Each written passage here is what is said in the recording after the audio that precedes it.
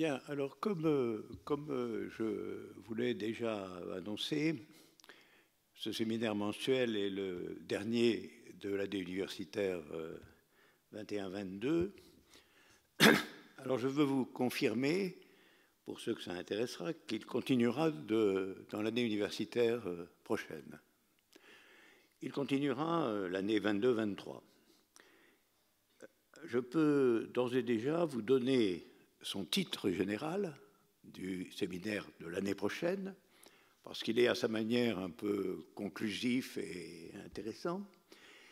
Et je peux aussi, et je vais vous les donner tout de suite, vous donner les dates, toutes les dates de l'année prochaine. Alors c'est le lundi soir de 20h à 22h, si ce n'est pas 20h45, enfin, on peut espérer qu'il n'y aura pas une fatalité accidentelle destinée à empêcher ce séminaire, que des gens ne vont pas envoyer des voitures en travers du chemin qu'il faudra ensuite liquider par des barricades. Même. Normalement, c'est le lundi de 20h à 22h. Et voilà, la date de rentrée, pour nous, sera le lundi 17 octobre. Première date, lundi 17 octobre.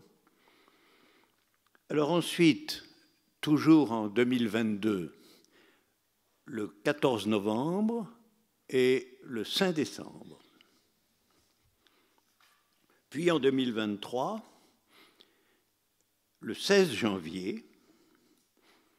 Vous savez que cette année, le cours avait lieu le jour de mes 85 ans, le cours de janvier. Et bien là, par un changement notable, il aura lieu la veille de mes 86 ans. Donc les bougies ne seront pas obligatoires. Et puis ensuite, après ce 16 janvier, nous avons le 13 février, le 8 mars, le 17 avril, le 15 mai et le 12 juin. Donc une grille tout à fait comparable, identique à celle de cette année. Alors, je vais vous donner maintenant le titre général de ce séminaire de l'année prochaine. C'est un titre extrêmement long et approprié par sa longueur à la difficulté considérable qu'il recouvre. Voici. Comment parvenir à proposer, en temps de désorientation mondiale, une orientation politique en pensée et en acte qui ne soit ni interne aux règles dominantes aujourd'hui, comme par exemple les élections, ni réduite à des actions localisées de type colère collective. Une orientation, en somme, dont la valeur soit stratégique, bien que totalement opposée, incompatible avec le capitalisme mondialisé. Mais aussi opposée à l'idéologie entièrement fallacieuse qui prétend lire le monde à travers l'opposition entre la bonne démocratie occidentale et le mauvais totalitarisme. Opposition qui, en réalité, n'est qu'une préparation idéologique de la prochaine guerre mondiale. C'est comme cela, vraiment, que je la pense. Guerre mondiale dont, à mon sens, nous vivons actuellement les prémices. Ce n'est pas encore la guerre, mais c'est absolument le type d'affrontement militaire et de violence locale qui ont précédé, plusieurs années auparavant, la guerre de 14. Et j'aurai l'occasion, l'année prochaine, de démontrer que la conjoncture désorientée d'aujourd'hui est comparable, toute chose égale d'ailleurs, est comparable à la situation qui, à la fin du XIXe siècle, a fini par conduire à la guerre de 14. La guerre à venir sera différente, en vérité, de la guerre de 40, de la dernière guerre, parce que la guerre de 40 avait un fort coefficient idéologique. c'est-à-dire il y avait une coalition malgré tout antifasciste, incluant ou rassemblant les démocraties occidentales et l'Union soviétique. Il y avait donc malgré tout une sorte de régime de valeurs de cette guerre de 40. La guerre de 14 est une guerre de gangsters tous symétriques. Il s'agit d'une dispute pour l'hégémonie mondiale, notamment des expéditions coloniales et du pillage du monde. Et la troisième guerre qui se prépare sera une guerre de ce même type, c'est-à-dire pour décider qui conserve, dans le capitalisme, cette fois mondialisé, qui conserve en réalité le pôle de direction commerciale, financière et militaire. Et là, nous avons pour l'instant des péripéties préparatoires qui sont du même type, tout à fait comparables avec les péripéties préparatoires de la guerre de 14. Je voudrais ajouter sur ce point qu'on a déjà eu des prémices de guerre dans cette région au moment du dépeçage de la Yougoslavie. C'est un peu un épisode oublié, mais il faut le mettre en perspective avec l'affaire ukrainienne. En réalité, dans cette Europe centrale se joue la question de l'hégémonie capitaliste à échelle planétaire. Et tout ça était finalement une sorte d'introduction à ce qui sera probablement l'affrontement principal, à savoir celui des États-Unis et de la Chine. Voilà. Donc, voilà pour le propos qui animera le séminaire de l'année prochaine, qui sera au fond orienté par l'idée de comment, une fois qu'on a appréhendé cette conjoncture, qu'on a vu que c'était là les possibles réels, comment définir une orientation qui, de façon décisive si possible, s'opposerait à cette fatalité, hein, c'est-à-dire tenterait d'empêcher ou de rendre impossible la figure de guerre mondiale qui est actuellement en train d'animer, si je puis dire, la situation mondiale, c'est-à-dire d'animer en fait le capitalisme mondialisé. Voilà. Alors aujourd'hui, un peu en préparation de tout ça, mais pas exactement, je vais organiser des réponses aux questions qui m'ont été adressées. Je le ferai naturellement de façon à ce que nous avancions sur certains points théoriques importants. Et il y aura en réalité 5 moments de cet examen et de ce type de réponse aux questions qui ont été posées. Alors, j'indique quels sont ces moments parce que ça va articuler d'une certaine façon mon propos.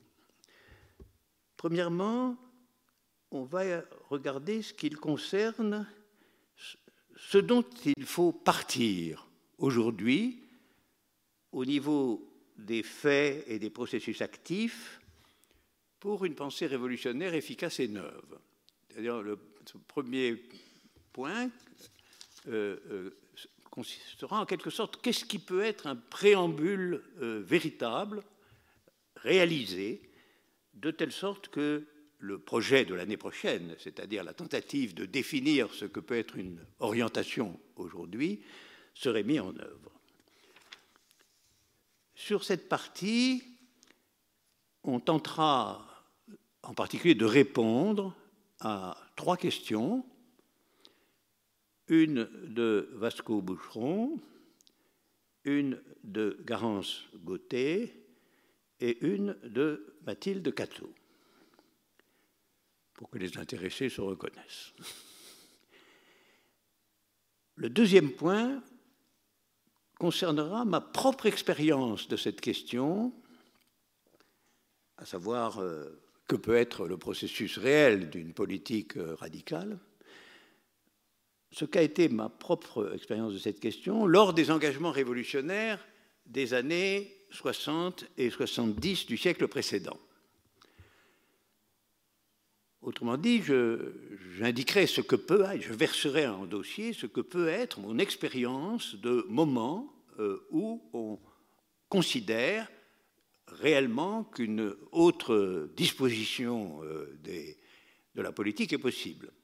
Alors, ceci indépendamment du fait de savoir si ça aboutit ou si ça n'aboutit pas, mais comment pensait-on à ce moment-là? Donc une récapitulation subjective de la figure des années 60 et 70. Et cette partie concernera aussi 3 questions, une de Vasco Boucheron, une de Baptiste Jean-Diard et une encore de Mathilde Cateau. Le 3e temps concernera le rapport entre le communisme et la question du pouvoir, et en particulier la question du rapport entre communisme et pouvoir d'État. Et cette partie engagera le dialogue avec 3 questions aussi, une de Marie-Jean Sauret, une de Baptiste Jean-Diard et une de Garance Gauthier. Le 4e point concerne la question du programme d'une politique communiste neuve, donc d'une supposée réponse à la question qui fera l'objet de notre investigation de l'année prochaine. Et cette partie dialoguera avec une question, cette fois, de Jean-Pierre Bernard. Et 5, cette dernière rubrique, concernera alors mon rapport, une autre partie biographique, mon rapport avec des penseurs de l'époque antérieure.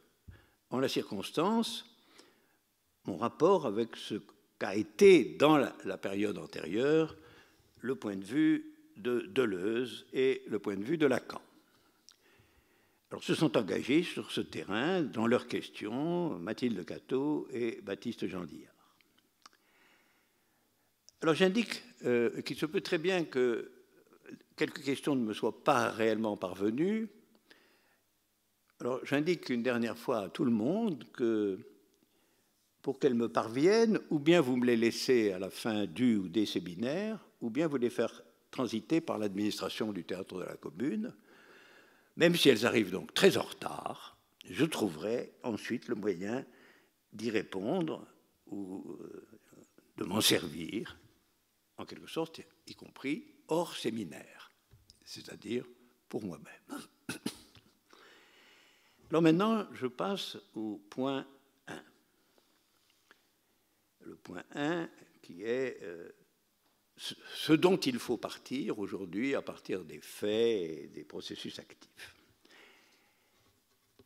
Alors, les 3 questions qui sont intervenues sur ce thème portent sur l'opposition entre mouvements populaires, d'un côté, avec leur spontanéité, souvent sans lendemain politique stable, et la tradition communiste, qui est restée figée dans, finalement, l'autorité unilatérale et conservatrice du parti.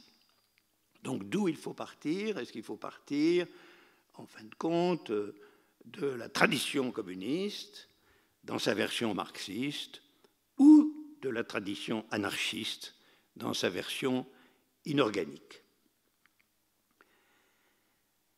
Alors, dans les questions, on signale en particulier l'existence de ce qui est appelé de nouveaux mouvements populaires. On va s'interroger aussi sur la validité de cette qualification. Y a-t-il aujourd'hui des nouveaux mouvements populaires qui, d'une certaine manière, n'appartiennent à aucune des traditions de la gauche communiste et qui sont plus proches, c'est vrai, de l'anarchisme et du spontanéisme? Alors, historiquement, on peut aussi renvoyer, par exemple, et c'est ce qui est fait, à l'autonomie italienne des années 70.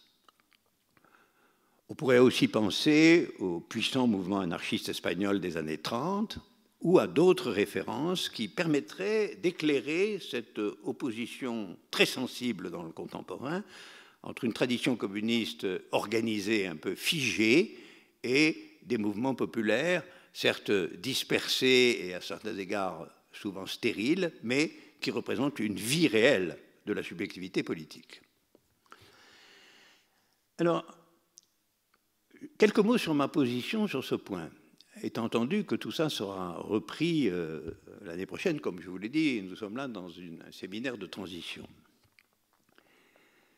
En fait, ma position est qu'il faut abandonner, en quelque sorte symétriquement, la conception dogmatique du parti comme incarnation exclusive du processus révolutionnaire prolétarien et la conception anarchiste selon laquelle la seule autorité politique recevable est celle du mouvement de masse finalement inorganisé. Ces deux traditions étaient déjà juxtaposées et existantes et constituées dès le XIXe siècle.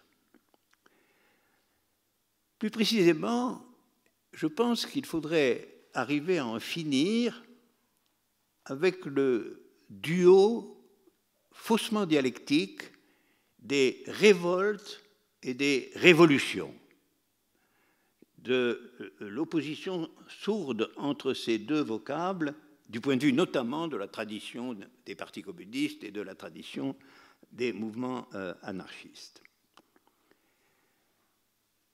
On peut dire que les révoltes sont présentées comme engageant la spontanéité des masses et que les révolutions étaient présentées comme le résultat d'une discipline organisée. Sur ce point, je voudrais faire quelques rappels historiques. La question de savoir si à quel courant appartenaient réellement les grands fondateurs du communisme historique actif. Prenons par exemple Lénine et Mao. Lénine et Mao prenaient-ils réellement position sur la double tradition révolutionnaire, communiste organisée d'un côté, anarchiste de l'autre? Je voudrais simplement noter au passage que le problème semble plus compliqué. Si on considère par exemple Lénine, on doit rappeler que quand il est rentré d'exil et que la révolution avait commencé entre les mains du Parti communiste, au moment où il a débarqué de son train et devant le bureau du parti terrorisé, il a dit « tout le pouvoir aux soviets ». Alors, tout le pouvoir aux soviets, c'était une indication typiquement d'unité dialectique entre les deux traditions. Parce que les soviets, c'était des organisations populaires localisées, et que le Parti communiste, c'était une organisation sur le modèle militaire, centralisée et idéologisée. Et bien évidemment, les membres du bureau politique qui étaient là ont été tout à fait déconcertés d'entendre Lénine débarquer en disant « tout le pouvoir aux soviets », alors qu'en réalité, le pouvoir était déjà, en un sens, aux mains du parti. Ce qui indique que peut-être il faudrait revenir sur cette tradition, sur ces traditions historiques, en les éclairant de façon différente et en montrant que c'est toujours une erreur, en fin de compte, de choisir de façon dogmatique une de ces traditions contre l'autre. Si maintenant je considère Mao Tse-tung, Mao Tse-tung a insisté pendant toute sa carrière sur un énoncé que vous trouvez constamment, qui sont que les masses sont les vrais acteurs de l'universalité révolutionnaire et que la politique s'identifie à ce que lui a appelé la ligne de masse. C'est-à-dire que l'essence de la politique, ce n'était pas tant l'organisation et la hiérarchie organisée, que quelque chose qui définissait le mode de liaison entre l'organisation et la figure réellement historiquement active, qui était la figure des masses populaires. Et au fond, Mao pensait fortement que le parti était peut-être provisoirement nécessaire, mais à la condition stricte qu'il respecte l'antériorité au parti du mouvement des masses populaires, qu'il a qualifié de véritables acteurs de la transformation historique. Le parti étant au service de cette transformation, mais n'en étant pas l'exécutant principal. Au fond, il faudrait aussi rappeler épisode de la grande révolution culturelle prolétarienne. Épisode à la fois majeur, extrêmement compliqué et presque oublié de l'histoire du communisme chinois dans justement les années en question, les années 60-70. Un journaliste est venu demander un jour à Mao, vous considérez cette révolution comme une révolution qui se fait contre la bourgeoisie, la grande révolution culturelle prolétarienne, donc vous considérez les événements extrêmement troubles et violents actuels comme une révolution prolétarienne, et cependant, nous ne comprenons pas où sont les bourgeois dont vous parlez. Après tout, vous êtes dans un pays communiste, dirigé par un parti communiste, où la bourgeoisie est depuis longtemps dominée ou absente. Vous êtes au pouvoir depuis les années 50. Qu'est-ce que c'est que cet épisode de lutte, grande révolution culturelle prolétarienne? Prolétarienne contre qui? Contre les bourgeois que vos étudiants et vos ouvriers passent leur temps à dénoncer bruyamment dans les rues. Mais où sont-ils, ces bourgeois? Il faut tout de même toujours se souvenir que Mao Tse-tung a répondu « Eh bien, les bourgeois sont dans le Parti communiste. » Voilà. Et donc, le fait que le Parti communiste pouvait, en certaines circonstances, comparaître devant le mouvement de masse à cause de sa nature profondément bourgeoise en dernier ressort, c'est-à-dire de monopoliser le pouvoir à son profit propre et non pas en tant qu'écolier du mouvement de masse. Alors finalement, ce que moi je dirais sur tout ce point, ce premier point, je pense que la visée inaugurale d'une politique qui ne verserait ni de façon stricte dans la dictature du Parti communiste, ni dans l'anarchie populaire, je pense que la visée inaugurale c'est d'une multiplicité convergente de processus organisés à échelle de réunions publiques répétées, où l'accord se fait en termes de réunions ouvertes. Je crois que le point principal, c'est où se fait l'accord politique. Et que l'accord politique ne doit absolument pas être enfermé dans les réunions du parti. Donc pour si parti il y a, il doit être l'organisateur de réunions ouvertes, comme étaient, je reprends Lénine, les réunions des soviets au début de la révolution russe. Et ces processus de réunion ouverte doivent fonctionner comme des écoles aussi, portant sur l'histoire des pensées révolutionnaires et sur les formes d'organisation, tout cela visant à dépasser l'opposition abstraite entre anarchisme et communisme. Finalement, la forme générale de l'action qu'il faut inventer et trouver au-delà des expériences anarchistes pures et des expériences dogmatiquement communistes, la forme générale doit toujours conserver son ouverture et sa multiplicité. Et les décisions doivent toujours être garanties par leur trajet dans des réunions ouvertes et la dynamique populaire étant le guide. Au fond, la forme générale d'une organisation communiste contemporaine, faisant la leçon de tout cela, doit toujours conserver son ouverture et sa multiplicité. Et je ne sais pas s'il est bon, à ce titre, de conserver à tout prix le mot « parti ».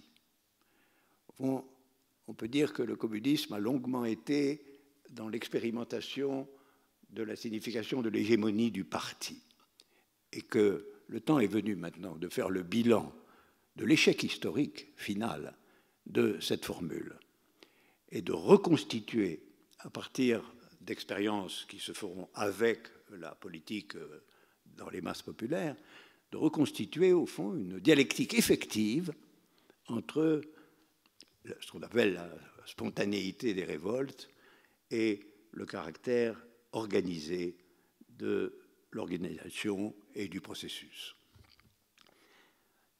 Voilà sur le point 1. Alors, le point 2, c'est un point dont l'adresse était personnelle et concernait le passé. On me demandait, en gros, puisqu'on s'adressait à moi, on me demandait en gros qu'est-ce que j'ai pensé il y a 50 ans, dans les années 60-70, de l'organisation pour laquelle les soulèvements locaux et un certain usage spontané de la violence étaient la matière première des engagements, et en particulier l'organisation nommée gauche prolétarienne, une des toutes premières organisations maoïstes de l'époque, qui avait pris un élan considérable. La gauche prolétarienne, c'était d'ailleurs une expression empruntée directement à la révolution culturelle chinoise. Alors ça, c'était la première question. Mais une autre question du même genre me demandait ce que j'ai fait et pensé dans les mêmes années, ou peut-être un peu plus tard, concernant l'organisation de l'autodéfense des manifestations. Donc, vous voyez, c'était deux questions qui tournaient autour de parti, organisation, spontanéité révolutionnaire, et comment on fait avec tout ça. Alors, sur cette question-là, je dirigeais, il faut dire, à l'époque, avec le camarade, le groupe chargé de l'organisation de ce qu'on pourrait appeler le contrôle de la violence, pour employer un mot modéré. Alors je peux dire ici, rappeler ici, quels étaient sur ce point mes trois principes fondamentaux. Dans l'hypothèse de la portée politique d'une manifestation. Alors je vous rappelle ces points.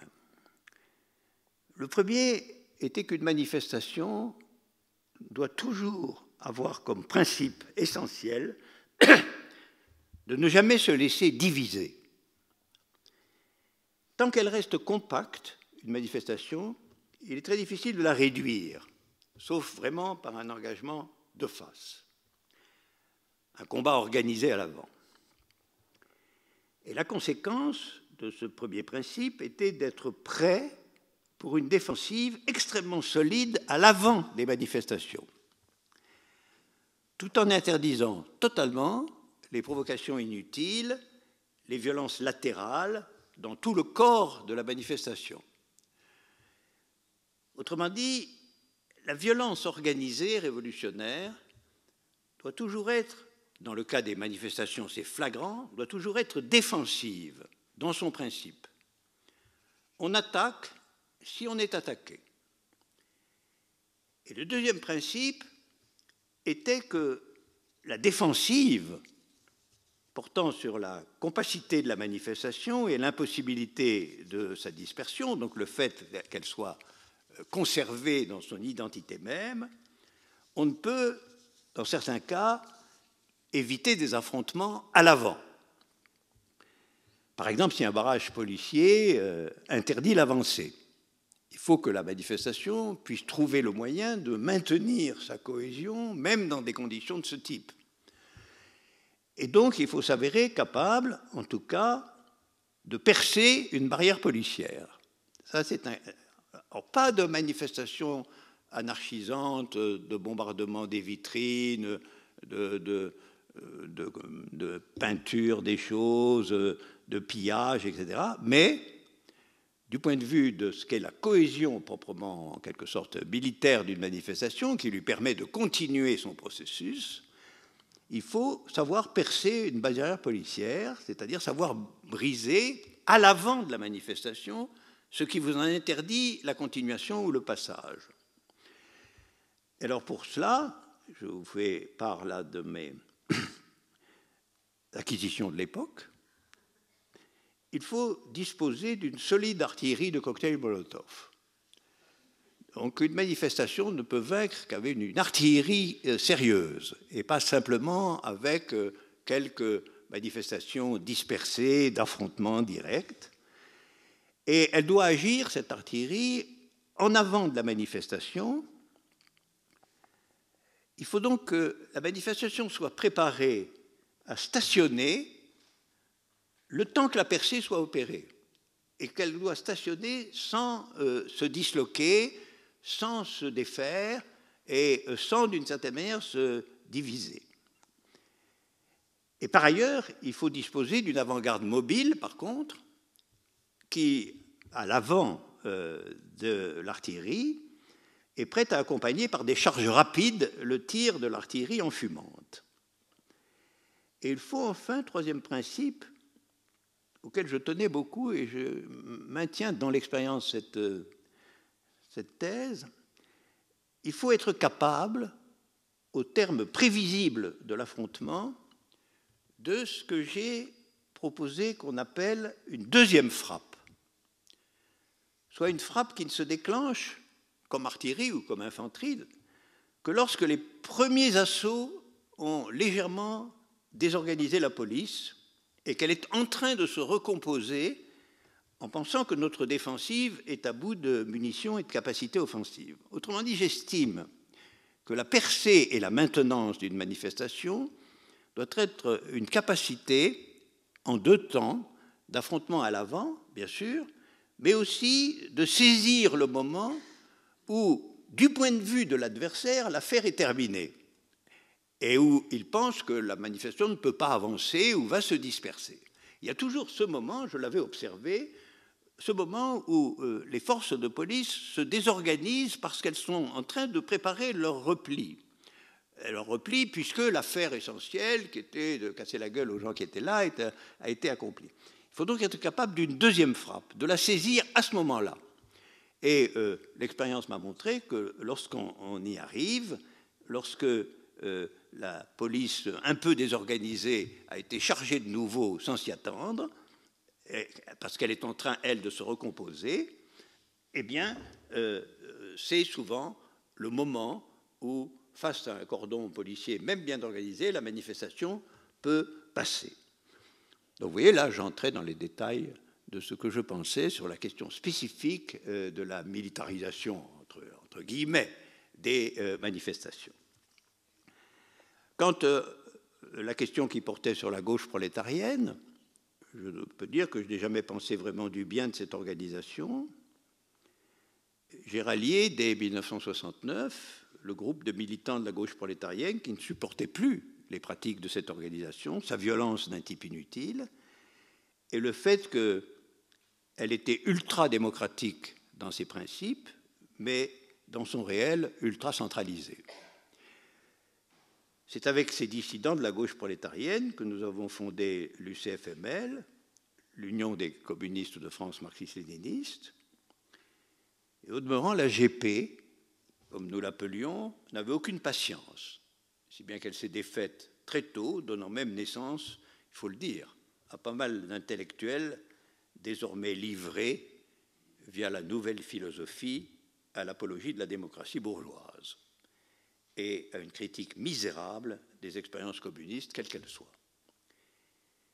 Si bien que la victoire à laquelle elle prétendait ne montrant pas le bout de son nez, la gauche prolétarienne a fini par se décomposer et organiser sa dissolution. Alors, maintenant, le point 3, à savoir quels sont finalement les acquis, les étapes, la vision historique qu'on doit avoir de l'entreprise communiste réelle. Alors, je pense pour ma part qu'il faut répondre sans hésiter que la deuxième étape du marxisme réel, j'appelle première étape du marxisme réel, sa création par Marx, Engels et quelques autres. J'appelle deuxième étape du marxisme réel, la première expérimentation effective de la politique communiste à grande échelle, à savoir, pour l'essentiel, la révolution russe de 17. Donc, je pense qu'il faut se rendre compte et accepter de dire que cette deuxième étape, la création d'États se réclamant du marxisme communiste, on peut dire aujourd'hui qu'elle a échoué. Elle a échoué au-delà d'une expérience, elle n'a pas pu aller au-delà d'une expérience limitée et marquée de points qu'on peut vraiment critiquer, d'un étatisme de type nouveau. Alors, en fin de compte, je suis d'accord avec les questions sur ce point, parce qu'elles décrivent très justement les antinomies qui surgissent entre l'idée communiste, d'un côté, et la forme concentrée dans le parti d'exercice du pouvoir. Ou encore, ce à quoi on a pu voir, c'est-à-dire une conception fétichiste et immobile de la vérité incarnée par le parti. On peut voir aussi une sorte d'absence dans ce marxisme d'une doctrine précise de l'exercice du pouvoir. Ça, c'est un point capital, de proposer une nouvelle formulation de l'exercice du pouvoir, absence d'une conception qui peut-être a favorisé finalement un pouvoir constituant incontrôlé, ce qui a été appelé plus tard un pouvoir absolu ou un pouvoir totalitaire.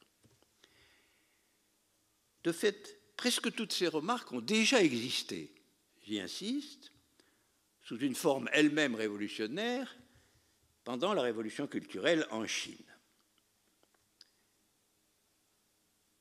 C'est ici que je rappellerai que Mao, en personne, disait que la révolution culturelle est une lutte contre la bourgeoisie, et que quand on lui demandait où est la bourgeoisie, il répondait « la bourgeoisie est dans le Parti communiste ». Donc, la figure de la deuxième étape, à savoir la gestion communiste du pouvoir d'État, a été critiquée par plusieurs de ses fondateurs, notamment par Mao, mais déjà en partie par Lénine, comme conduisant inévitablement à une sorte de restauration du pouvoir d'État, à l'intérieur de laquelle se profilerait en réalité une restauration bourgeoise du pouvoir d'État, à savoir un État fonctionnant au service des intérêts d'un groupe minoritaire. Et que ce groupe minoritaire soit une bourgeoisie financière constituée ou qu'elle soit le système général des fonctionnaires du parti, n'empêche pas que dans les deux cas, un principe extérieur au mouvement de masse et à sa réalité, et à la réalité sociale, est finalement parvenu à dominer ou à, dans un certain sens, corrompre la figure étatique du communisme. Alors, c'est aussi pourquoi je pense que je propose de dire que la révolution culturelle, ainsi pensée, comme premier soulèvement contre la forme que prenait l'État communiste dans la deuxième étape du marxisme, que la révolution culturelle est au fond le signe, la première figure qu'on puisse retenir du passage du communisme à sa troisième étape. Alors, la première étape a été celle de sa création avec Marx Engels, j'y insiste. La deuxième étape a été la prise du pouvoir dans un certain nombre de parties, de pays, les exemples les plus massifs étant la Russie et la Chine. Et maintenant, il faut tirer le bilan de cette deuxième étape, à savoir que ce marxisme étatisé est finalement embourgeoisé à sa manière. Les Chinois parlaient sur ce point d'une nouvelle bourgeoisie. Et que donc, il faut passer à une troisième étape que je définirais comme étant porteuse d'une toute nouvelle conception du rapport entre le destin mondial du communisme et la fragmentation bourgeoise des États. Parce qu'après tout, les exemples que nous avons sont des exemples qui sont restés étatisés et nationaux. Or, en vérité, le grand champ des révolutionnaires modernes, à savoir l'international, et que c'est l'international qui doit devenir le genre humain. Hein. Et alors, on pourrait le chanter tous, parce que vous le connaissez, l'international sera le genre humain. Il était donc paradoxal, à vrai dire, en soi-même, que soit proposé à ce genre humain comme modèle des États fermés. Même si on pouvait admettre que dans ces États fermés se passaient des choses nouvelles et instructives. Mais ça ne pouvait pas être une réalisation effective et assumée du propos communiste. Le communisme a toujours prévu que s'agissant de l'État, il organiserait son dépérissement. Le dépérissement de l'État, c'était aussi la disparition de la fascination identitaire pour la nation, dont l'État était le représentant. Or, ce mouvement de dénationalisation au sens nationaliste du mot et de désétatisation au sens, en effet, du dépérissement de l'État, libérant finalement l'énergie créatrice et organisatrice des masses elles-mêmes, n'est pas représenté par la deuxième étape, si importante qu'elle ait pu être du point de vue des exemples qu'elle proposait dans le détail, Russie et Chine. Et donc, il faut s'orienter absolument vers une troisième étape.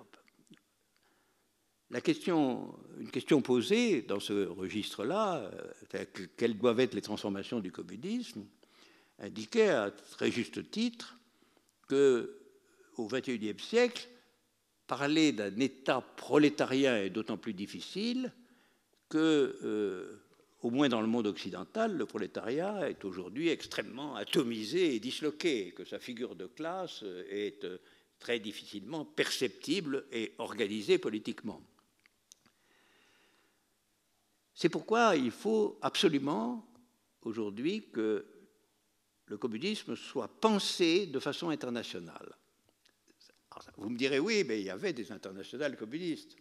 Oui, mais autre chose est que vous ayez une organisation internationale des partis communistes nationaux et que vous ayez une compréhension immédiatement internationale du communisme lui-même. Ce n'est pas la même chose. C'est-à-dire, sinon, vous vous orientez dans le premier cas dans une fédération de partis communistes dominée par les partis communistes les plus puissants. C'est comme ça que ça s'est passé. Dans le second cas, vous devez, fût-ce à propos de la révolte dans une usine quelconque, savoir qu'elle est située, ce phénomène est situé, non pas à nos yeux principalement dans le cadre national, mais à nos yeux dans le futur cadre mondial.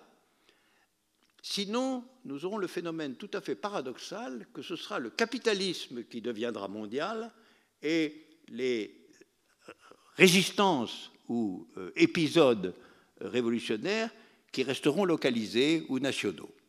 Et ça sera, si ça se produit, une longue impasse, où on verrait finalement des partis communistes être d'attentifs gardiens du nationalisme. Par conséquent, je pense vraiment que nous sommes dans la nécessité d'intérioriser l'impératif du fait qu'il n'y a de communisme qu'à une échelle qui est l'échelle à laquelle est déjà parvenu le marché capitaliste planétaire, à savoir une échelle populaire mondiale. Et toute réaction nationaliste contre ce point est vouée à être le fait de l'extrême droite.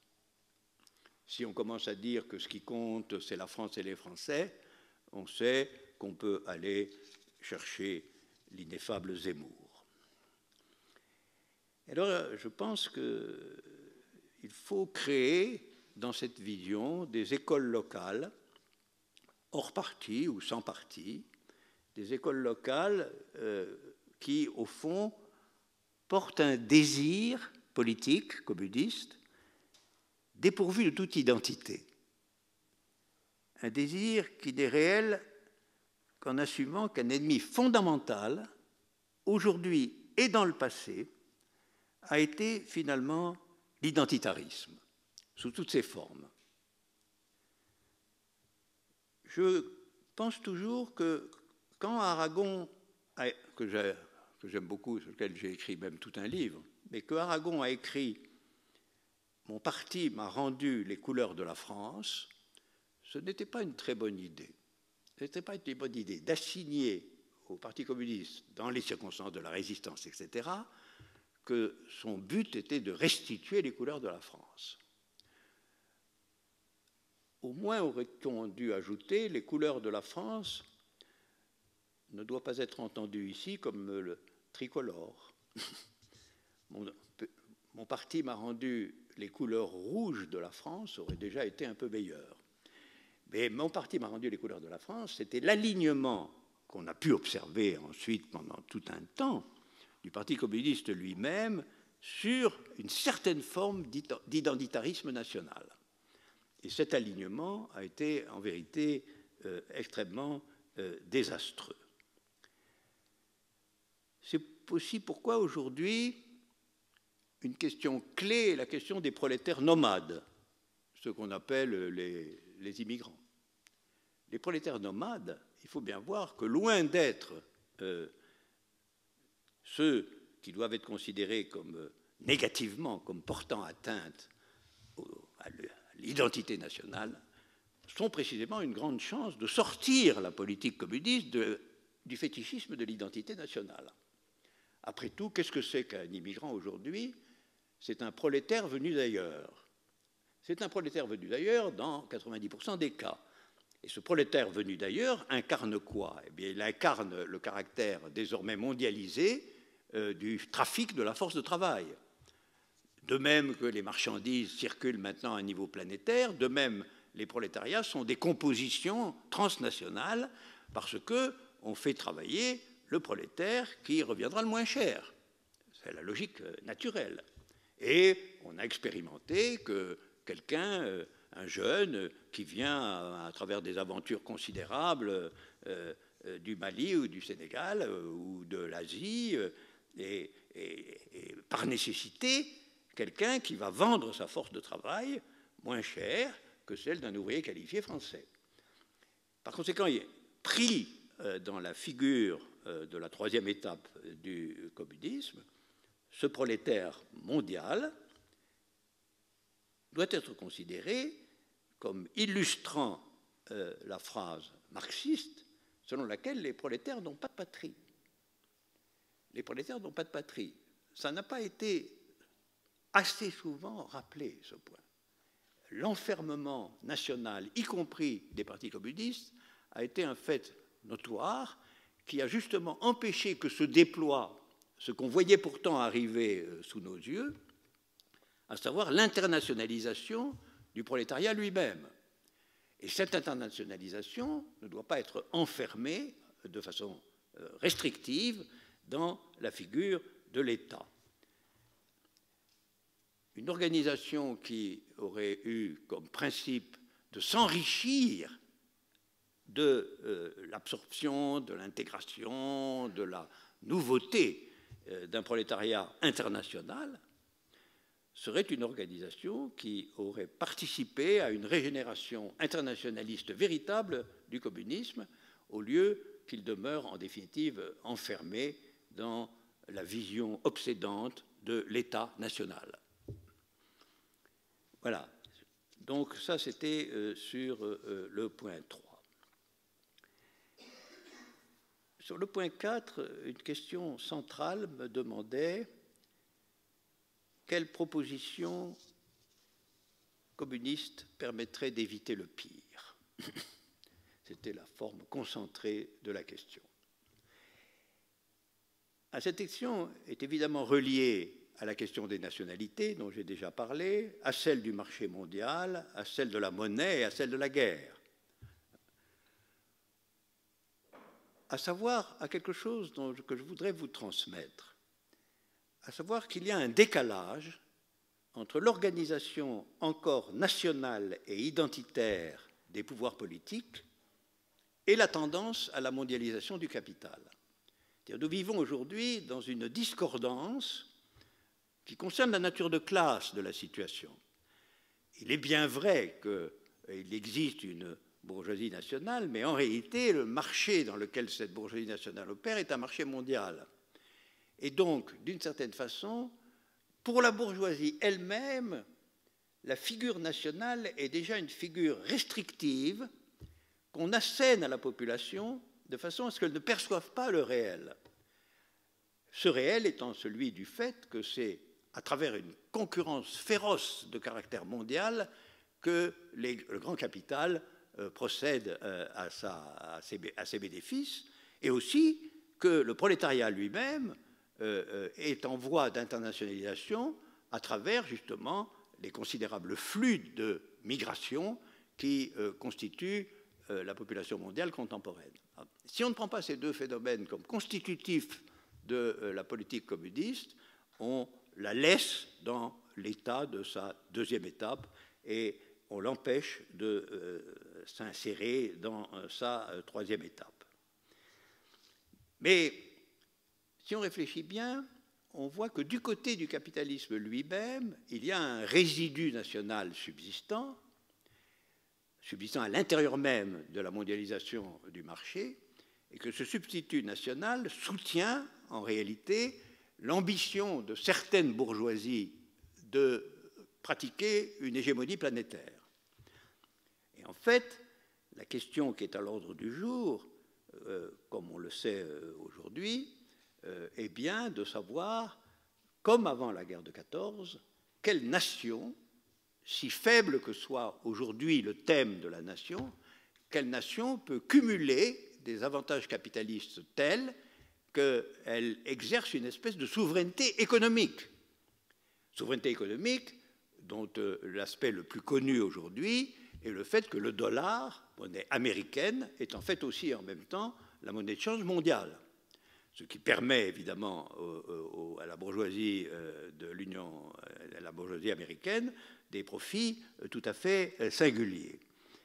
Par conséquent, en réalité, la question comment éviter le pire, on peut immédiatement penser que le pire proviendrait de ce qui subsiste au niveau politico-militaire de national, dans une domination bourgeoise dont le support est en réalité mondial, internationalisé.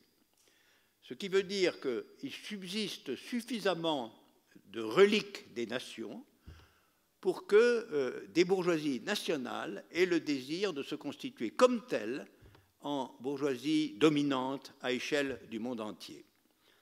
Alors, comme vous le savez, la forme la plus primitive de ça était le colonialisme à partir du XIXe siècle et du XXe siècle. Mais là, il s'agit de tout autre chose. Il ne s'agit pas, à proprement parler, de conquérir des territoires nouveaux, de s'installer en Afrique, de s'installer... Il s'agit que le processus de la production capitaliste lui-même soit, en quelque sorte, mondialisé par une domination financière, monétaire et productive d'un pays qui serait ainsi révélé comme continuant à avoir une certaine de valeur nationale. C'est aujourd'hui, évidemment, la position des États-Unis, et cette question est mise à l'ordre du jour, y compris dans l'actuelle guerre d'Ukraine. Dans la guerre d'Ukraine se jouent bien des choses, et je ne veux pas en parler ici de façon détaillée, mais ce qui est frappant, c'est l'engagement massif des nations occidentales. Un engagement qui est comme si une question de survie était en jeu pour elles, dans la question de savoir si les Russes vont s'installer dans le Donbass, conquérir une partie de l'Ukraine, ou comment va se terminer cette affaire. Cette affaire est de toute évidence une affaire qui mobilise ce qui reste de nationalisme ambiant dans les stratégies bourgeoises dans le capitalisme mondialisé. Autrement dit, les États-Unis, dont l'OTAN est la figure de domination sur toutes les armées occidentales, les États-Unis jouent dans cette affaire le rôle de celui qui intervient dans ce qu'il dénonce comme une guerre d'invasion. Il intervient de telle manière que États-Unis ne soit pas simplement une suprématie monétaire et économique, mais soit aussi jusqu'à un affrontement destructeur, puisque, comme vous le savez, dès maintenant, on commence à dire, oui, mais est-ce que tout ça ne va pas être finalement le prétexte d'une guerre nucléaire? Si on y réfléchit, que cet affrontement localisé à la frontière russe soit la cause d'un affrontement nucléaire mondial paraît quand même exorbitant, hein. Mais il faut se souvenir que la guerre de 14 s'est déclenchée dans des conditions tout aussi exorbitantes, au point même qu'on étudie encore de tout près ce qu'a été la cause réelle de la guerre de 14. Et la guerre de 14 a mis de même façon en jeu l'hégémonie des pays bourgeois quant à une autre question que celle qui est posée aujourd'hui, à savoir la question du colonialisme. Non pas la question du marché mondial à proprement parler, mais la question de la conquête coloniale comme source de profit supplémentaire. Et comme vous le savez, l'alliance franco-anglaise en 14 s'est faite sur le fait que la France et l'Angleterre se partageaient en réalité le monde colonial et interdisaient à l'Allemagne de participer de façon active à ce partage. Et c'est ça qui a fait que l'Allemagne n'a pas pu tolérer cet accord, et encore moins quand cet accord a rallié la Russie, puisque l'accord franco-russe a fait de la Russie un adversaire combiné de l'Allemagne. Et donc la boucherie phénoménale de la guerre de 14 a précisément elle-même déjà pour cause un rapport biaisé entre le nationalisme, qui était très actif à l'époque, et la question fondamentale de l'hégémonie économique planétaire. Et c'est intéressant à comparer avec aujourd'hui, parce qu'aujourd'hui, ça n'est plus la question de l'occupation coloniale des pays qui est décisive.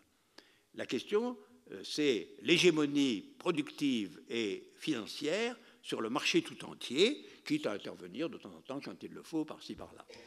Et c'est pourquoi je pense que cette hégémonie, seule aujourd'hui la Chine est en état de la disputer aux États-Unis, et je considère que la guerre actuelle n'est qu'une étape préliminaire qui laisse encore à l'horizon l'affrontement véritable qui sera, si on ne l'empêche pas, qui sera l'affrontement des États-Unis et de l'Occident d'un côté, et de la Chine alliée éventuellement à la Russie, voire à l'Inde, de l'autre côté. Et ça ferait de la guerre qui se prépare une nouvelle variante de ce qu'a été la guerre de 14, et non pas du tout une continuation ou une reproduction de ce qu'a été la guerre de 40. Et je pense que, je vous le recommande, je pense qu'il est très utile et pertinent de comparer de façon sérieuse et documentée la situation présente à la situation du monde, et en particulier du monde occidental, enfin de l'Europe, dans les années qui ont précédé la guerre de 14. La comparaison est très fructueuse. Elle est très fructueuse sur le devenir de la dialectique entre les États nationaux d'un côté et la figure du marché mondial de l'autre. Voilà. Alors si la guerre est le pire, quelle serait la proposition communiste tentant d'éviter le pire? Je reviens à la question initiale. Et je dirais ceci, une proposition communiste, au regard de tout ce que je viens de décrire, devrait proposer à la pensée des gens ce que j'appellerais un pacte d'indifférence identitaire. C'est-à-dire un pacte qui consisterait à dire qu'au regard des situations politiques mondiales et dans le champ du capitalisme mondialisé, la question identitaire ne doit pas intervenir d'aucune façon. Elle ne doit intervenir ni de façon défensive pour se tenir à l'écart des soubresauts du monde, ni de façon offensive, à savoir à la manière des États-Unis, ou peut-être un jour de la Chine, dans le projet identitaire d'une domination effective du marché mondialisé. Aujourd'hui, il n'existe pas de bon usage de la figure de la nation. Voilà la thèse que je propose. Je ne pense pas du tout qu'un communisme aujourd'hui, qui a d'ailleurs toujours été internationaliste, ait à se mêler de la question nationale autrement que pour critiquer résolument toutes les figures de l'identitarisme contemporain. C'est d'autant plus important que, comme vous le savez, l'identitarisme aujourd'hui redevient petit à petit la nourriture d'une extrême droite. Et c'est tout à fait normal que l'extrême droite vienne consolider ce qu'elle estime être la renaissance nécessaire de l'identitarisme, de la nation française, le fait qu'il faille expulser tous les immigrés, etc., etc., puisque cette question est à l'ordre du jour, mais dans un autre contexte. Elle la remet à l'ordre du jour dans son vieux contexte de révérence pour la nation comme telle. Et donc je pense que, à savoir que contre la guerre, d'un côté, telle que j'en ai dessiné la possibilité, et contre l'extrême droite identitaire, qui entend ressusciter, elle, de façon réactive, le concept national, il serait intéressant de proposer à la pensée des gens de vivre selon une indifférence identitaire complète. C'est-à-dire leur vie, leur existence se situerait dans le réel du monde, qui est celui du marché mondial capitaliste, et en tirerait les conséquences. Mais des conséquences qui ne seraient que de se rétracter sur une vision fétichiste de la nation, sur l'idée de la formidable identité française, etc., serait absolument désastreuse, et en tout cas n'aurait aucun caractère communiste. Au fond, il a été dit très tôt que les communistes n'ont pas de patrie, et je pense que le moment est venu de mettre ça en pratique réellement, c'est-à-dire d'en faire aussi un mot d'ordre. N'ayez pas de patrie. N'ayez pas de patrie. Après tout, une grande partie de notre population est stigmatisée parce qu'elle n'est pas née chez nous, le pays n'est pas sa patrie, etc. Or, c'est une fraction très importante de quoi? Du prolétariat, ici et là. Alors, bien sûr, on est ici, on est quelque part, mais nommer ce quelque part selon les lois et les règles du fétichisme identitaire est aujourd'hui quelque chose d'absolument réactif. Et au contraire, je pense qu'une période s'ouvre où les deux usages du nationalisme, celui des puissances hégémoniques qui veulent en quelque sorte dominer le marché mondial et celle des puissances plus faibles qui veulent protéger leur identité contre tout mouvement international. Je pense que ces deux figures du nationalisme sont l'une et l'autre absolument condamnées et qu'il faut en effet redonner tout son sens à l'énoncé selon lequel le communisme n'a pas de patrie. Le point 5 est le dernier des questions qui m'ont été adressées, m'interroger sur la lecture des grands penseurs de la fin du XXe siècle. On me demandait, dans une question, mon rapport à la philosophie de Deleuze, en tant que Deleuze tente de joindre la psychanalyse et le marxisme, et dans une autre, comment je situais, question subtile, la différence entre Deleuze et Lacan. Alors je serais tenté, à la fois les questionneurs, mais vous tous, de vous renvoyer, vu la précision complexe de ces questions, premièrement mon livre sur Deleuze, alors un peu de propagande, qui s'appelle Deleuze, la clameur de l'être, et qui a été réédité chez Pluriel en 2013, donc il n'est pas trop vieux.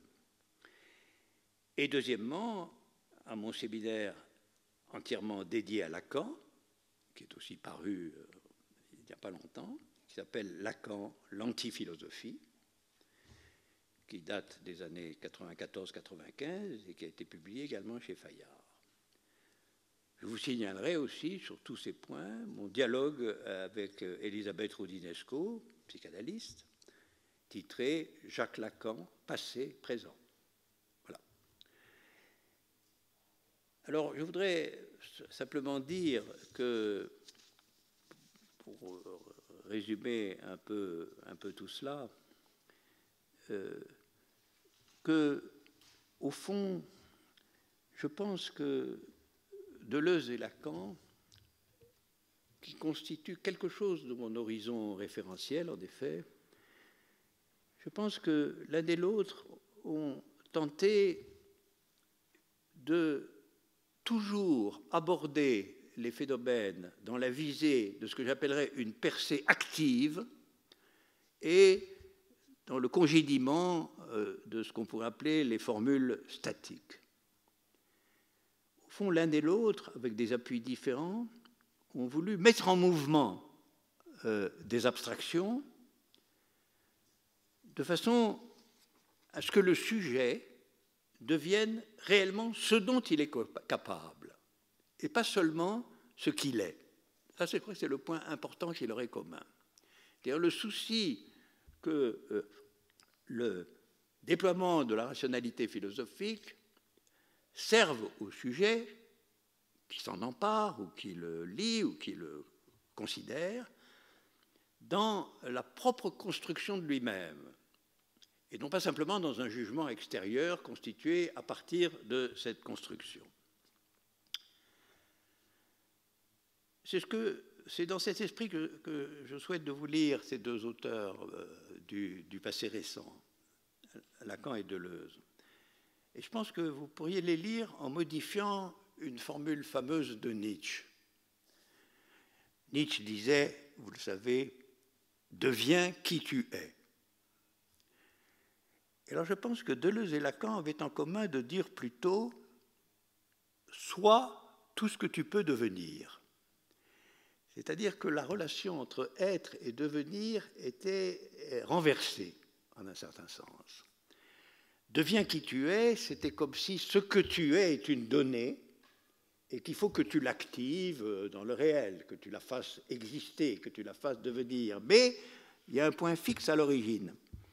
Alors que pour Deleuze et Lacan, à l'origine, il n'y a que des expériences confuses. Il n'y a pas réellement une figure figée et destinale de l'être. Et par conséquent, il dirait, tout ce que tu peux devenir, fais-en toi-même. Et donc, Lacan et Deleuze mettraient en quelque sorte le principe de mobilité créatrice dans une position antérieure à celle de l'identité. Par contre, deviens qui tu es, de Nietzsche, a pu être traduit dans une époque fâcheuse par deviens l'Allemand que tu es, à tout prix. On voyait bien que d'ailleurs Deleuze et Lacan ont aussi cette expérience présente à l'esprit. Tandis que la formule de Deleuze et de Lacan, enfin que je leur attribue comme une formule commune, c'est à savoir, sois tout ce que tu peux devenir, projette le sujet vers son futur et non pas dans la figure de la réalisation de son passé. Et ça, je crois que c'est un impératif qu'on pourrait aussi déclarer être un impératif du communisme. La politique communiste est une politique où la société en général et les individus en particulier doivent être ce qu'ils peuvent devenir et non pas en fait mobiliser et devenir ce qu'ils sont. C'est ce qu'ils ont la possibilité de devenir qui compte. Et vous le savez bien, dans la politique révolutionnaire, rien n'est plus important que de faire savoir que quelque chose est possible qui n'était pas inscrit dans la possibilité de la situation à proprement parler, qui était figé dans la description de la situation. Et donc, tout ce qui traverse mes interrogations à partir des questions qui ont été posées peut se concentrer là, à savoir dans une proposition concernant le sujet, dans ses différentes activités, qu'il s'agisse du sujet politique, qu'il s'agisse du sujet amoureux, qu'il s'agisse du sujet scientifique, qu'il s'agisse du sujet qui, d'une certaine façon, se livre à l'œuvre d'art, etc. Toutes ces figures subjectives ou créatrices doivent avoir pour maxime, non pas de réaliser un être préexistant, mais de figurer dans l'être ce qu'il pouvait devenir. Et donc, il y a une promotion du possible comme figure radicale et du sujet et de la politique qui vient et qui doit se substituer à la politique ambiante de la nécessité. Et la politique ambiante de la nécessité, aujourd'hui, a sa forme suprême, d'une part, dans le capitalisme à l'échelle collective, d'autre part, dans des psychologies statiques à l'échelle individuelle. Bouleverser tout ça, traverser tout cela, aller au-delà de tout ça, c'est vraiment ce qui convient de faire dans la situation préoccupante d'aujourd'hui, qui demeure suspendue en réalité à la question de ce qui serait imposé en fait de guerre sanglante et affreuse au nom des identités. Parce que les gens qu'on envoie à la guerre, on les envoie toujours au nom de ce qu'ils sont. Français, Ukrainiens, Russes, Allemands. Mais ils devraient tous dire mais moi, je ne suis pas cela. Je ne suis pas cela. Je n'arrive pas à faire que cela désigne ce que je suis capable d'être. Voilà. Et donc, il faudrait s'extirper de l'identitarisme de façon massive pour que la guerre devienne en réalité injustifiable et impraticable, quelle qu'elle soit.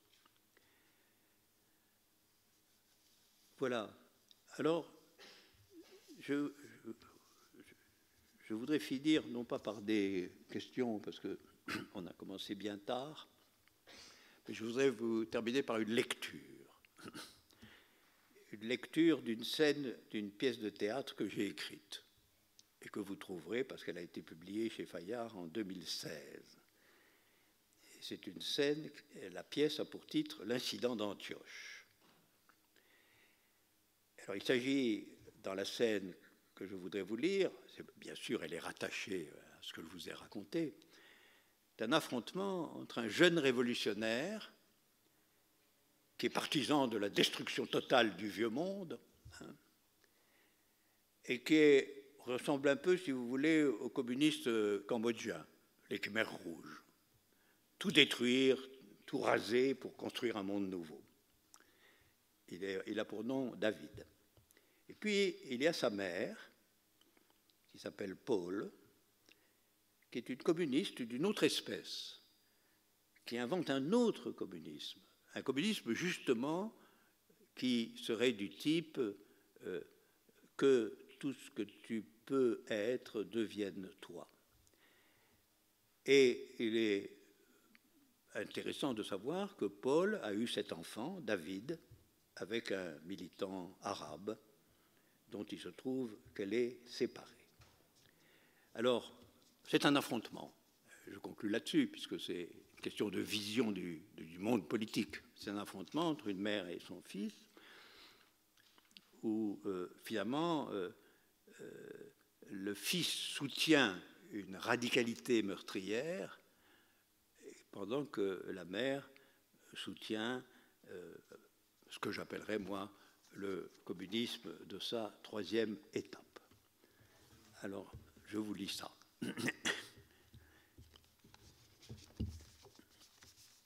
Ce théâtre. Alors, la situation, c'est que David, en tant que révolutionnaire de la deuxième époque, c'est-à-dire révolutionnaire terroriste qui détruit les choses, qui veut les rebâtir entièrement, etc., avec un communisme de discipline militaire, cambodgien, si vous voulez, et ça se passe à côté de la rencontre avec sa mère, se passe à côté de ruines provoquées justement par la guerre finalement identitaire à laquelle le fils a participé. Et alors, ils sont en train d'achever de déjeuner. Paul, comment s'appelait cet endroit? Elle parle des ruines. Comment s'appelait cet endroit, David? Oh, c'était une sorte de ville nouvelle, inachevée. Toutes les tours ont été détruites à la dynamite. Paul, mais le nom, David, Nicée, comme Nice, avec un accent et un « et » supplémentaire. Paul, comme le fameux concile où quelques voix de majorité ont choisi pour les siècles que le Fils soit consubstantiel au Père et non co-semblable. David, qu'est-ce que j'ai à faire de ces foutaises? Paul, rien. Ton royaume est de ce monde. Si monde il y a. David, c'est très curieux de se dire, voilà ma mère, elle est en face de moi. Paul, le culte de la mère, chez les hommes, est une saloperie. C'est la couverture du mépris des femmes. David, je n'ai pas eu le temps de régler ton culte. Paul, tu n'as pas l'air assez arabe. Tu aurais dû emprunter plus à ton père. David, pour être à mon tour consubstantiel peut-être, je n'y suis pour rien. Paul, on est responsable de son visage. Tu dois être raciste dans le fond. David, je ne trouve pas ça drôle. Paul, moi non plus. De savoir le chef de tout ce qui se passe ici de monstrueux n'est pas drôle. David, fais attention. Tu n'as aucune impunité. Je te ferai arrêter s'il le faut. Paul, mais comment donc? Des mères dénoncées par le fils ou fusillées devant lui. J'ai vu tout ça en province et avant au Cambodge. David, et que m'importe après tout? Le désordre s'accomplit, le sang coule. Qui s'en souviendra? Aucun d'entre nous ne veut ces atrocités particulières. Elles sont comme un prélèvement forcé sur le réel. Il s'agit maintenant de restaurer des lois. Paul, restaurer, tu dis. Ton excuse est lamentable. On se souviendra fort bien des massacres, si ce qui vient après est la répétition de ce qu'il y avait avant. Si vous n'êtes pas des criminels, vous êtes des imbéciles. David se jetant sur elle. Ferme-la. Qu'est-ce que tu viens faire ici, vieille peau parfumée? Nous en avons assez sur les bras. Tais-toi, retourne dans ton trou. Ils se battent, mais étrangement, c'est Paul qui se dégage d'un coup et David qui recule, plié en deux. Paul est essoufflé. Ah, la mère n'a pas perdu le coup pour rosser son fils. David, pour venir embrasser sa maman, il ne faut pas oublier la coquille sur les couilles. Paul, tu n'as pas trop mal? Respire à fond. David, mais il est clair que je ne suis pas un arabe. Je devrais te faire lapider. Paul, c'est vrai. Tu pourrais ajouter l'Iran au Cambodge. David, tu veux un deuxième round? Paul, assez d'enfantillage. Le prologue est fini. David, que demandes-tu exactement? Paul, je te l'ai dit, que vous abandonniez le pouvoir. David, mais quel est cet acharnement à exercer la fonction maternelle dans la direction contre-révolutionnaire? Paul, la contre-révolution, c'est vous. Vous exténuez jusqu'aux traces de la volonté de justice. Votre politique est vulgaire. David, et toi, tu es tout à fait distingué. Paul, écoute-moi. Laisse-moi prendre le ton masculin. Notre hypothèse, n'est-ce pas, n'a pas été dans son principe que nous allons résoudre le problème du bon gouvernement. Nous ne nous mêlions pas des spéculations des philosophes sur l'état idéal. Nous disions que le monde pouvait supporter la trajectoire d'une politique résiliable, d'une politique destinée à en finir avec la politique, c'est-à-dire avec la domination. Tu es bien d'accord? David, je te suis, professeur. Paul, il est arrivé que la réalisation historique de cette hypothèse s'est elle-même engloutie dans l'État. L'organisation libératrice a partout fusionné avec l'État.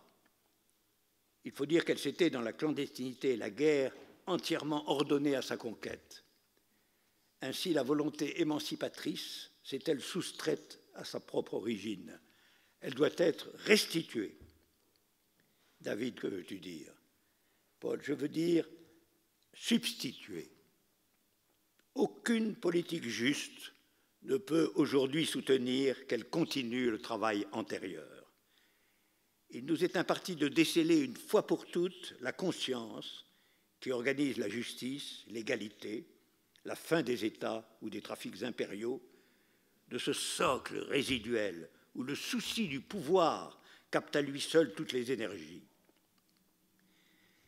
quelle immense portée peut avoir faire par vous la proximation d'une fidélité dont la forme pratique serait que vous repreniez le chemin de la conscience collective et de sa mise en sujet. Vous laisseriez l'État, à qui en aiment les pompes et la meurtrière bêtise. David, il y a derrière nous, comme un impératif supérieur à notre volonté, le sacrifice de milliers de gens dont notre victoire est le seul sens. Allons-nous, par une abdication sublime, réunir dans l'été de l'absurde un peuple entier de morts? Paul, on nous a déjà fait le coup du parti des fusillés. À quoi rime de placer le sens politique sous la juridiction des morts? C'est de bien mauvais augure. Et je te fais remarquer qu'aujourd'hui, des gens meurent en foule, non pour la victoire, mais à cause de la victoire.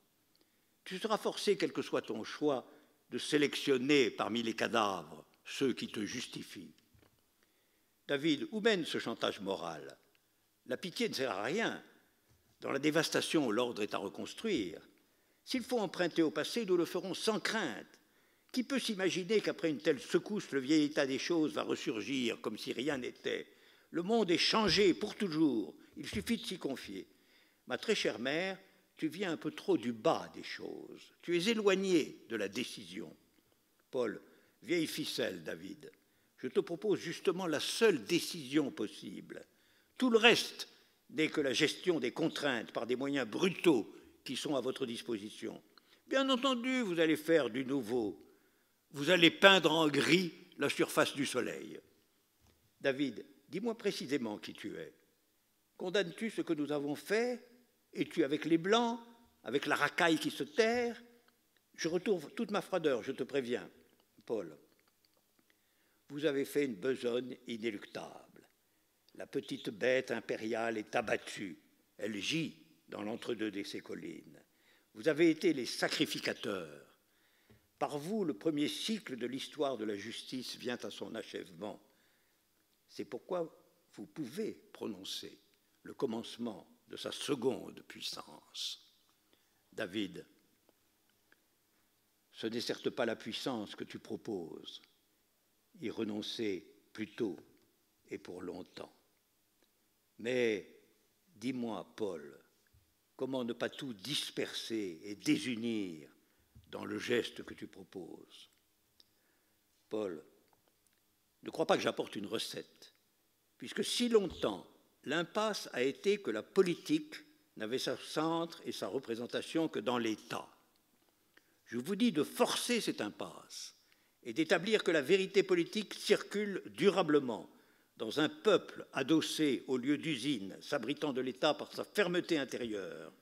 Elle est comme un événement, tout aussi irreprésentable que l'est au théâtre le labeur dont résulte que l'action devant nous est mystérieusement unique. David, désemparé, mais par où commencer ce dont tu dis qu'il n'a aucun commencement? Paul, trouvez ce qui importe. Soyez au fil de leurs paroles. Organisez leur consistance dans la visée de l'égal. Qu'il y ait dans les usines des noyaux de la conviction politique, dans les cités et les campagnes des comités de la volonté populaire, qu'il transforme ce qui est et s'élève à la généralité des situations, qu'il s'oppose à l'État et aux margoulins de la propriété, dans la mesure exacte de leur force immanente et de la pensée qu'ils exercent. David, cela ne fait aucune stratégie. Paul, la politique à venir n'est d'abord que de donner forme et racine à sa propre formulation. La politique est d'unir autour d'une vision politique, soustraite à l'empire mental de l'État. Ne me demande rien de plus que ce cercle qui est le cercle de toute pensée initiale. Nous fondons une époque sur une tautologie. C'est bien naturel. Parménide a fondé la philosophie pour 2000 ans, a seulement proclamé, avec la clarté requise, que l'être est et que le non-être n'est pas. David, la politique est de faire être la politique pour que l'État ne soit plus. Paul, fils, mon fils, veux-tu te confier à cette pensée où récidive après une première histoire errante la vieille hypothèse, l'ancienne interprétation? David, la tête me tourne. Je vois clairement l'indécidable. Paul, une politique, une seule. David, je m'y confie. Paul, j'ai confiance qu'une politique est par moi-même réelle, soustraite à la capture de l'État, irreprésentable et incessamment décodée. J'ai confiance que suivre dans l'intelligence du vouloir ce qui est là désigné oriente lentement la force d'un sujet à s'excepter du règne de la domination. Je sais que ce trajet est dans l'unicité de sa consistance et dans l'acharnement de sa subtilité. J'ai confiance dans l'infinie libération, non comme chimère ou paravent du despote, mais comme figure et combinaison active, ici et maintenant, de ce par quoi l'homme est en capacité d'autre chose que de l'économie hiérarchique des fourmis. David d'une voix blanche. Tout cela. Paul, engage le fer, mon fils, pour ta confiance régénérée. Que la lutte millénaire pour le pouvoir se change ici en la lutte millénaire pour son abaissement, son achèvement. David, décision souveraine, odeur de l'hiver immodéré. Cependant, je promeus la patience. Mais toi, mère, où est ta place maintenant? Paul, ce que je peux vous faire, on peut dire oui, on peut vraiment dire que je l'ai fait. La mère et le fils s'étreignent. Merci à vous tous.